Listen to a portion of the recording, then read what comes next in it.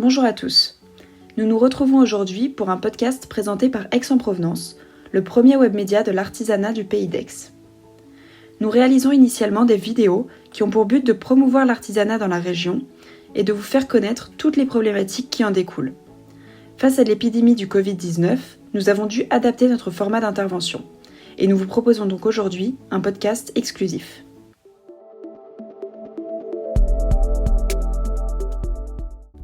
L'artisanat et sa philosophie proche de la terre et de l'homme mettent à la lumière du jour un bon nombre de valeurs qui prônent un radical retour à la vie. Il est défini usuellement comme étant la mise en œuvre de savoir-faire particuliers et non industriels. Mais en réalité, c'est beaucoup plus que ça. Être artisan, c'est chaque jour se lever pour travailler avec humanité, le produit n'étant pas considéré que par le prisme du code barre. Ceci favorise la proximité entre le producteur, qui initie le lancement d'un produit, et le client final, qui le consomme. Le secteur est un pilier de l'économie française. Contrairement aux idées reçues, il est le premier employeur avec plus de 3 millions d'actifs. Et ça, car l'artisanat est un secteur d'une densité sans nom comprenant toute une pléthore de métiers. Souvent, on restreint l'artisanat au seul secteur du bâtiment, c'est-à-dire la plomberie, la maçonnerie, mais il est en réalité beaucoup plus riche. On y retrouve la ferronnerie, la bijouterie, l'agriculture ou l'ébénisterie. Tous participent au mythe-scène de ce secteur florissant.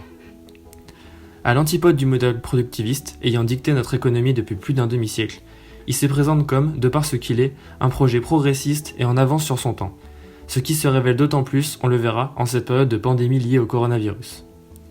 Au-delà des valeurs de proximité et d'humanité qu'il met en avant, il prône une économie plus respectueuse de l'environnement et un circuit de production détaché des contingences du marché des capitaux.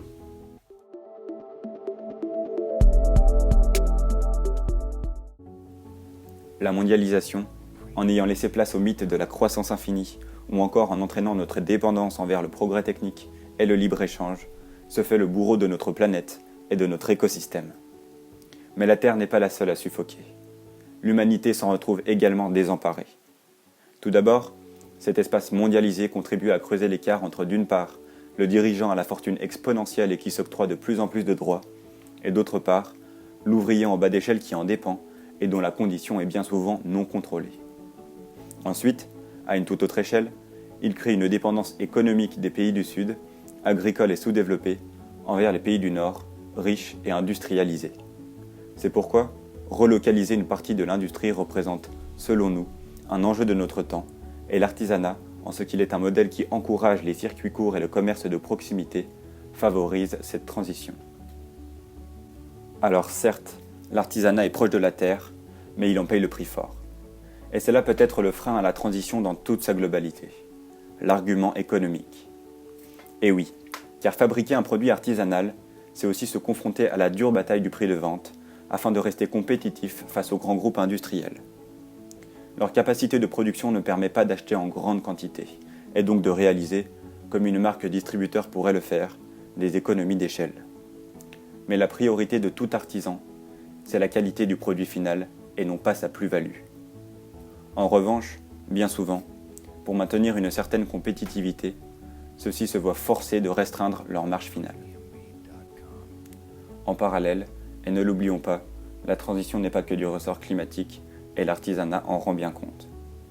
Par exemple, il se fait certes écho des inégalités de genre à l'œuvre dans la société, mais aussi de ses avancées. L'artisanat est une branche d'activité profondément stéréotypée et dite très masculine. Pourtant, la part des femmes qui travaillent pour une entreprise artisanale a doublé en l'espace de 30 ans, et cela ne cesse d'augmenter. Enfin, et pour terminer, la problématique de la transition ne peut être abordée sans évoquer le volet sanitaire en ce temps de crise liée à la pandémie de Covid-19. Alors, dans quelle mesure la crise nuit-elle au secteur, et comment est-ce qu'elle pourrait représenter une opportunité à long terme pour ce dernier?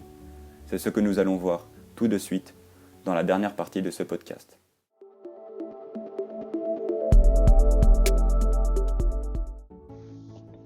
En ce contexte de pandémie liée au Covid-19, le gouvernement a instauré l'état d'urgence sanitaire pour freiner la propagation du virus.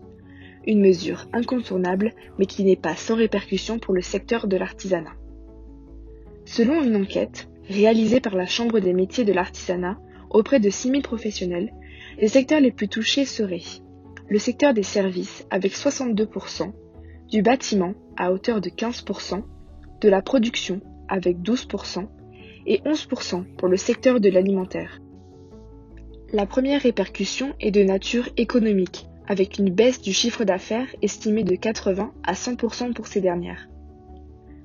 Au-delà d'un ralentissement de l'activité, l'impact sera multiple, à commencer par une baisse de la fréquentation de la clientèle, qui est estimée entre 70 et 100%, une baisse de commandes, ainsi que l'annulation d'événements tels que les salons ou les marchés d'art, et enfin, l'allongement des délais d'approvisionnement.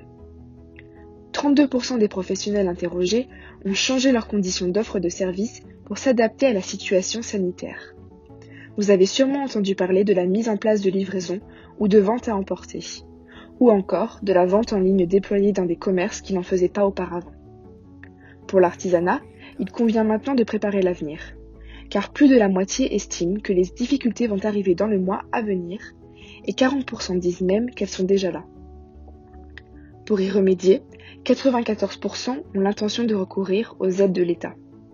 En effet, pour amortir le choc, le gouvernement a prévu un plan de 45 milliards d'euros d'aides directes comprenant une multitude de mesures.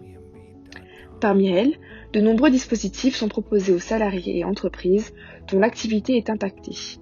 On compte alors une aide de 1 500 € grâce au Fonds de solidarité, la possibilité de demander un report de paiement des loyers, des factures d'eau, de gaz ou encore d'électricité, la simplification administrative, la possibilité de demander un report des charges sociales et fiscales ou encore obtenir un prêt de trésorerie ainsi qu'un délai de paiement ou de remise d'impôts directs.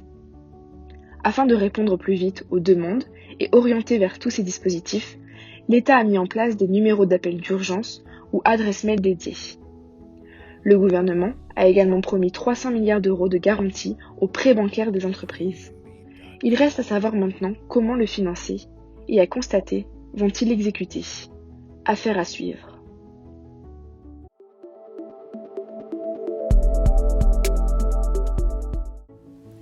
Toujours est-il que la crise sanitaire à laquelle l'humanité fait face aujourd'hui pointe la nécessité de relocaliser la production ainsi que l'économie.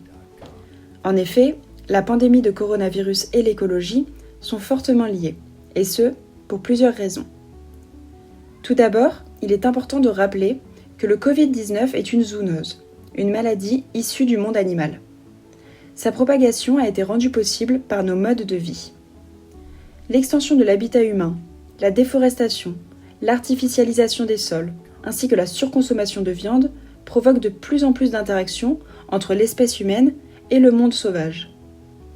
Ensuite, le développement du tourisme de masse n'y est pas pour rien dans la vitesse de propagation du virus qui, dans un temps record, a paralysé plus de 50 pays dans le monde. Enfin, le marché monde est interdépendant et son socle est fait d'argile. C'est une chaîne et si un élément s'effondre, il entraîne dans sa perte tous les maillons qui la composent. En effet, chaque pays est dépendant de l'économie extérieure. Nous n'avons pas la capacité d'être autosuffisants et cela pose problème, nous l'avons vu, en ce contexte de crise sanitaire. Par exemple, la Chine produit près de 20% de la production totale de céréales dans le monde. Si, du jour au lendemain, le pays arrête drastiquement sa production, comment ceux qui en dépendent continueront-ils de s'approvisionner ou de s'alimenter ? Cette crise sanitaire met ainsi en avant l'importance des circuits courts et de la consommation locale afin que chaque pays puisse retrouver son autosuffisance en cas de crise grave. Ceci explique peut-être pourquoi Bruno Le Maire, ministre de l'économie, demande désormais aux supermarchés de se fournir en fruits et légumes chez des agriculteurs français qui, de plus, se retrouvent aujourd'hui pénalisés par la fermeture des marchés. Certes, l'incidence de cette crise à court terme risque d'être sévère pour l'artisanat. Mais cette crise ne pourrait-elle pas représenter une opportunité pour le secteur à plus long terme ? En effet, la crise pourrait donner naissance à d'importantes stratégies de localisation de l'activité des multinationales, ce qui ferait évoluer les stratégies vers plus de diversification et souvent une priorité à l'approvisionnement régional.